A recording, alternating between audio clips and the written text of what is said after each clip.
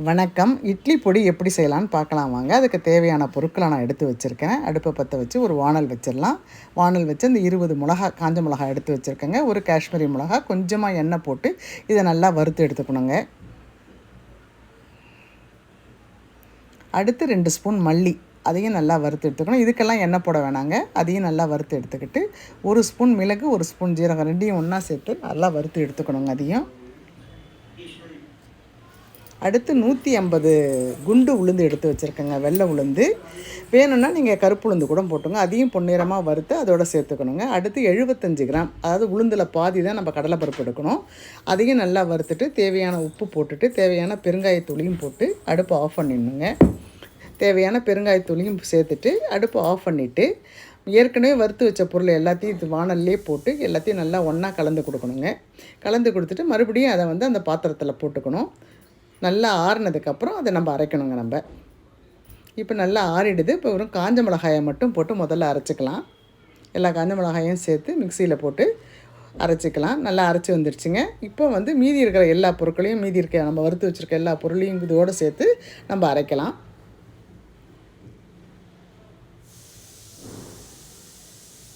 இப்போ எல்லாத்தையும் அரைச்சாச்சுங்க. இந்த பவுடர் நைஸாக இருக்கக்கூடாதுங்க, கொஞ்சம் குறகுறப்பாக இருக்கணும். அப்போ தான் இட்லிக்கு தோசைக்கு நல்லாயிருக்கும்.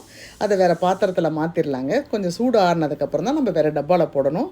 1 ஸ்பூன் அந்த இட்லி பொடியை போட்டு கொஞ்சம் நல்லெண்ணெயை போட்டு இந்த மாதிரி குழப்பிட்டோமா இட்லி தோசை அத்தனைக்கும் சூப்பராக இருக்குங்க. ரொம்ப நல்லாயிருக்கும்.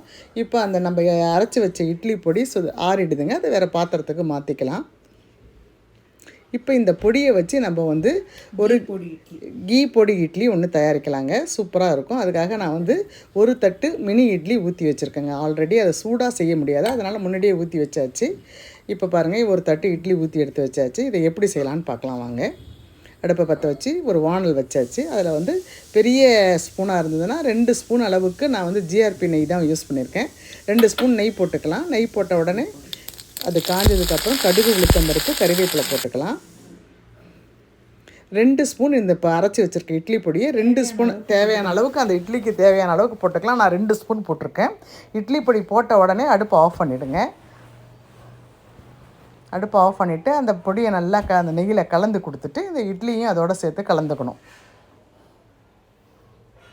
இது இட்லி நமக்கு சூடு குறைஞ்சிருந்தால் தான் இட்லி உடையாத வரும். அதனால தான் முன்னாடியே ஊற்றி வச்சுக்கணும் இட்லியை. இப்போ வேறு பாத்திரத்தில் மாற்றிடலாம். சுவையான அருமையான மினி இட்லி கீ பொடி இட்லி ரெடி ஆகிடுச்சுங்க. சுவை ரொம்ப நல்லாயிருக்கும். இது குழந்தைங்க விரும்பி சாப்பிடுவாங்க. விருப்பமானவங்க ட்ரை பண்ணி பாருங்கள். நன்றி, வணக்கம்.